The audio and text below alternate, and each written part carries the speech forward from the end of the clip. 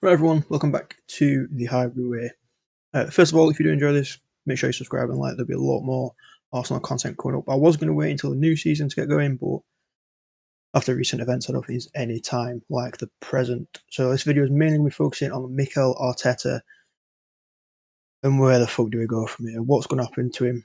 At least in my opinion, I think we've got to start in with will he get sacked? It's what I'm seeing the most online at the minute, and rightly so. I mean, no European football playing like that in a semi-final when we need one goal. It's just not good enough, is it? I think we can all agree on that. But will he get sacked? Personally, I don't think so. I can't see him doing it. I think you've got to take into account all the Super League drama, and even though we shouldn't have been in that, that's an entirely different question. I can't imagine the board wanting to rock any more boats at the minute. I think it's quite a fragile time. Obviously, Josh Kroenke coming out and saying it's not for sale. They've got like a vision of where they want the club to go and how they're going to get there. And I think they're going to be quite wary of just disrupting the balance that they're trying to create. And I don't think they're going to be wanting to get rid of him anytime soon. I think also, who else really is there out there that realistically would want a job at Arsenal this time? I mean, it's not a very attractive job offer. People are saying Brendan Rodgers, but I mean, Brendan Rodgers is currently, at least in modern day, at probably an easier and better job in Leicester, playing better football. What they're in fourth, I think, at the minute. Like at the time of recording this, we're currently eighth, ninth. It's not really a competition as it is. Unfortunately, it's going to be seen as a step down. So it won't come. There's a few others, but I just don't think it's an attractive enough job for a manager to come and do this. It's kind of like the England job is. A couple of years back, you were kind of seen as a death sentence. You're kind of like, no matter who comes in, not really going to be that much different. There's not really too much they can do. I think Arsenal are in that same position. I mean, I think they'll stick with him.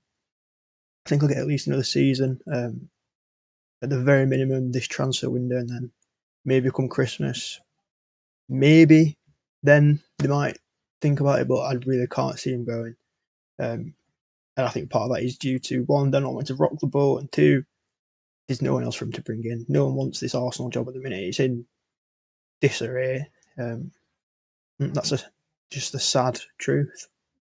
So looking at Mikel, if he is staying, next you've got to wonder, is he going to get the backing? Obviously, he's had a couple of transfer windows now. Limited by the budget he got. But is this about to change? Obviously, if you've not heard or seen, Mikel in a press conference got asked about the budget. And he responded by basically saying that there's going to be a significant amount at his disposal. Now, I don't know what significant means, but apparently it is significant, so maybe they are looking. We can hope. So it might be an exciting time, but then our players are going to want to come. We're going to be paying more because there's no European football to clubs, so they know that we aren't in a bargaining position.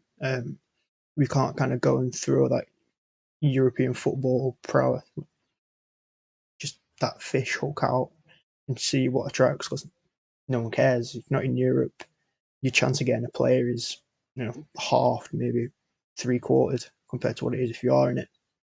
I'm seeing a lot of reports that Camavinga apparently is like heavily linked.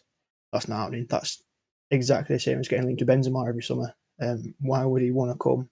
Probably the hottest prospect under 18 in a minute, and they think he's going to come Arsenal. Let's not take the piss, mate. I mean, let's just all be realistic. It ain't happening. Why would it? He's got a lot better teams vying for that signature, so can't say that myself. But if there is going to be backing, maybe it could be quite a positive thing. He's going to get a lot of money. Again, maybe. Don't know what significant means. Looking back over the past 20 years, it's not much with Kroenkes, is it? But we'll see how it goes. But it's certainly a slight glint of optimism. So next point. With Mikel, I think even though he has had time, he's had opportunities to prove himself, and realistically, he hasn't. He's doing some good wins, some good moments. Obviously, he won 2 trophies. We'll not even get into the the le- no, forget it. We'll not get into the importance of the 2 trophies that they were. It's an easy way to say it.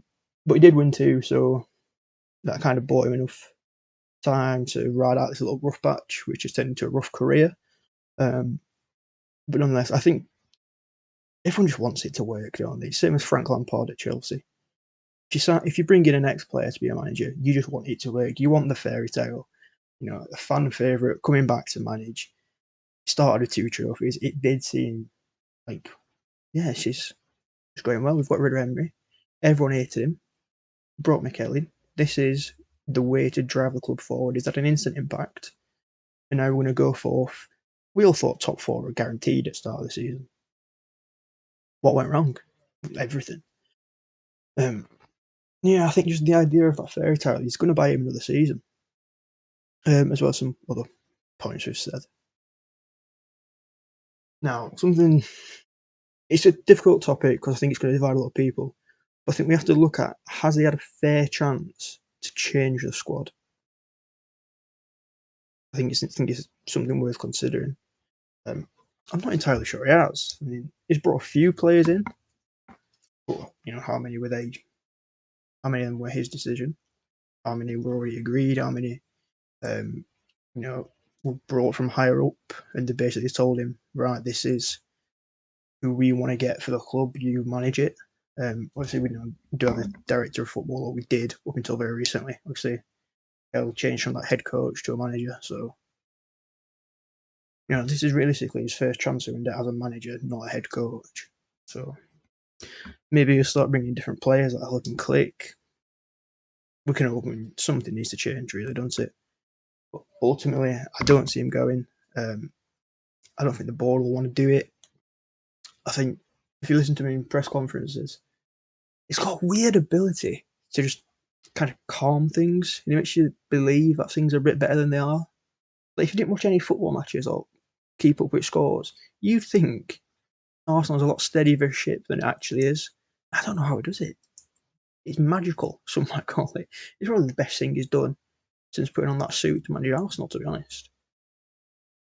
But yeah, this is just my thoughts. I'm interested to know what you think. I've seen a lot of people saying they think he'll be gone in a couple of days. Some saying we'll get a season, a transfer window at least. Interested to know what you think. Cheers, everyone.